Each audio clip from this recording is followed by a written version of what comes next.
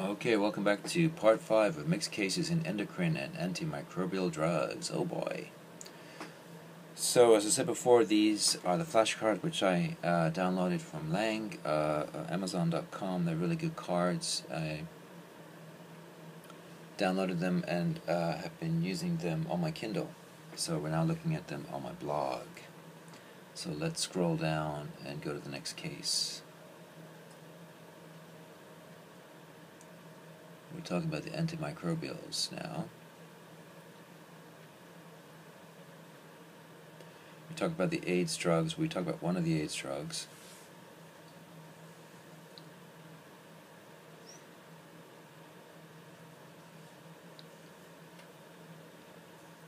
We talked about vancomycin. We're now going to talk about metronidazole. So let's talk about this case. A 21-year-old college senior presents to the student health clinic. She just returned from a spring break trip to Costa Rica, where she backpacked along the hillsides for several days. She complains of a watery, non-bloody diarrhea that has lasted for 5 days now. On further history, you learn that she has been drinking stream water during her backpack trip. Oh no. She denies any strange food consumption. You are confident that the patient has a protozoal infection, and you send away for stool cultures and confirm your suspicions. In the meantime, you start the patient on an agent that kills protozoa by forming cytotoxic byproducts. You further recommend that the patient abstain from drinking alcoholic beverages while taking this medication, metronidazole. So metronidazole for these worms, are they nematodes? What are they? We don't know, but this would be used for the protozoan infections. Metronidazole. Okay, we're talking about rifampin. A 34-year-old foreign-born farm worker presents to your clinic complaining of dark orange-red urine over the past several weeks. On further history, you learn that he had a positive PPD 2 months ago, TB.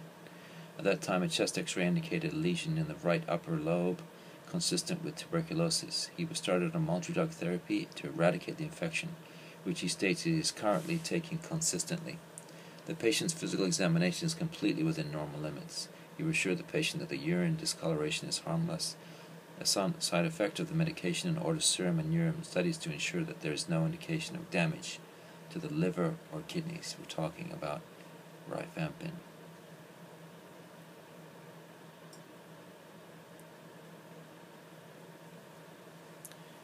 Next one, so another TB drug, isoniazid.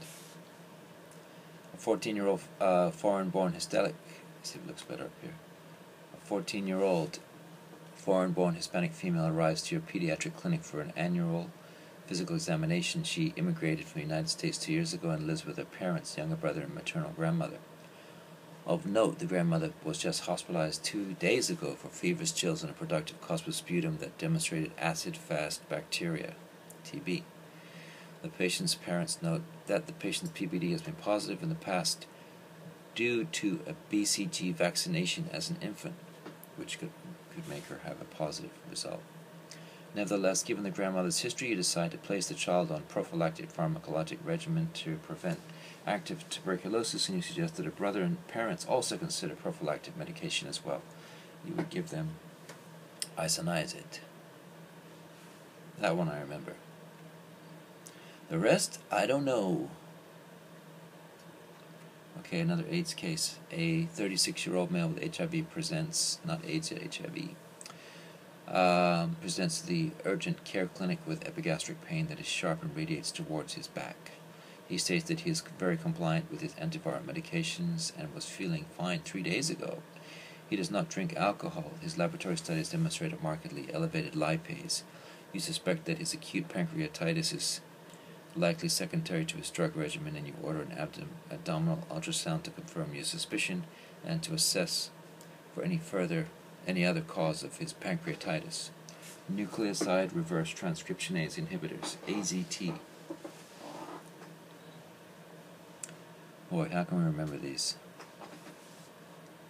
Okay, moving on.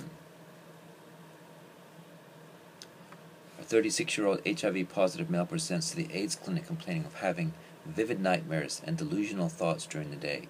His current CD4 count is within acceptable range. So that means it's not yet down to the 200s. And his viral load is clearly undetectable. He has no other complaints other than the delusions and vivid nightmares, but he is concerned that he may be becoming schizophrenic. Upon reviewing his chart, you see that he was recently switched to a protease-sparing drug regimen. You begin to believe that the medication substitute for the protease inhibitor is the cause of the patient's current symptoms as opposed to a primary psychiatric disorder. These are non-nucleoside reverse transcriptionase inhibitors, NNRTIs. Okay, so moving on. Having fun? We're not done yet. A 32-year-old HIV positive male presents to your AIDS clinic for a routine checkup. Although his CD4 count and viral load are within acceptable limits, you find that the serum studies have demonstrated markedly elevated cholesterol and triglyceride levels. Upon physical examination, you find that the patient has truncal obesity and buffalo hump, which he reports has developed only since beginning his drug regimen several months ago. Although the patient feels fine, he is concerned about his appearance and asks what is happening. You report that this altered body fat distribution, as well as his hyperlipidemia, is a common side effect of one of his HIV medications, and that medication is a protease inhibitor. Okay, let's talk about drugs for a virus, acyclovir.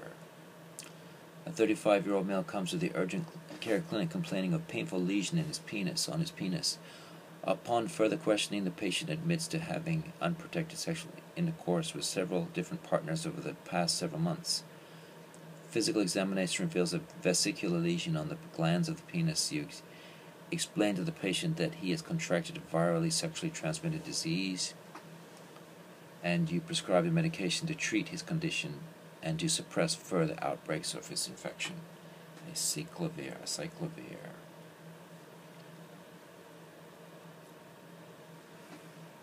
How many left?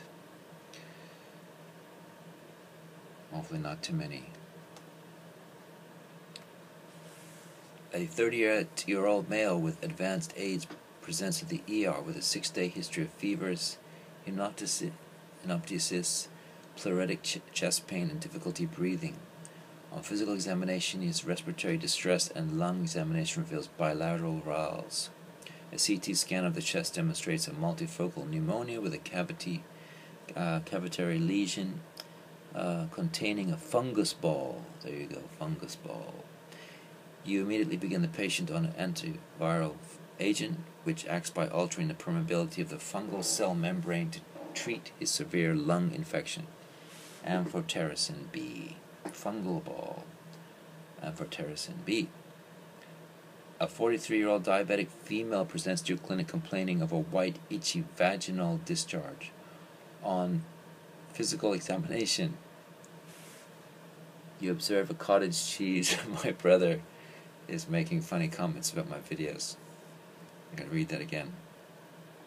A 43-year-old diabetic female presents to your clinic complaining of a white, itchy vaginal discharge. On physical examination, you observe a cottage cheese-like discharge of the vaginal vault.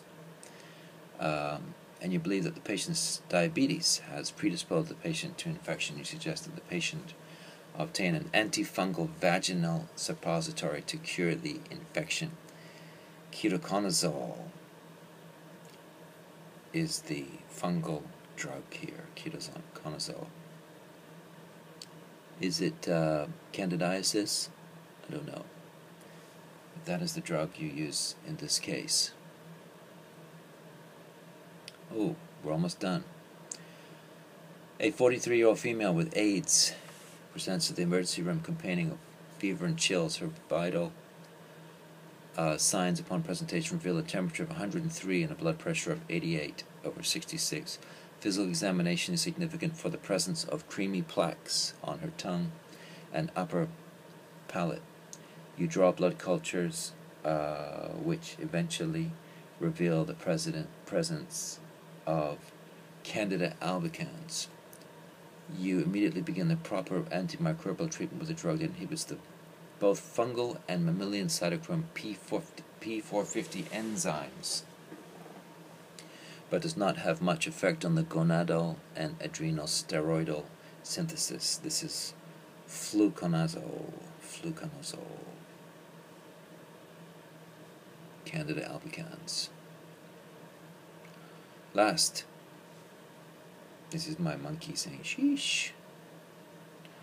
While on a medical mission to Central Africa, you come across a group of villagers camped by a river, all of whom are suffering from the same ailment. Several young teenagers report larvae appearing near sites where they were bitten by black flies. Some of these youngsters have infections in the areas of their eyes, and they tell you that they feel extremely itchy. You note that all of these youngsters exhibit disfiguring skin nodules over the surfaces of their body. Fortunately, you have a large supply of a drug on hand that can cure this nematode infection, and you immediately give the medication to these children in the hopes of preventing blindness. So this is an anti-helminthic agent. Alright, so thank you very much. Come to the end of this series. Tune in next time for more med student videos. Thank you very much.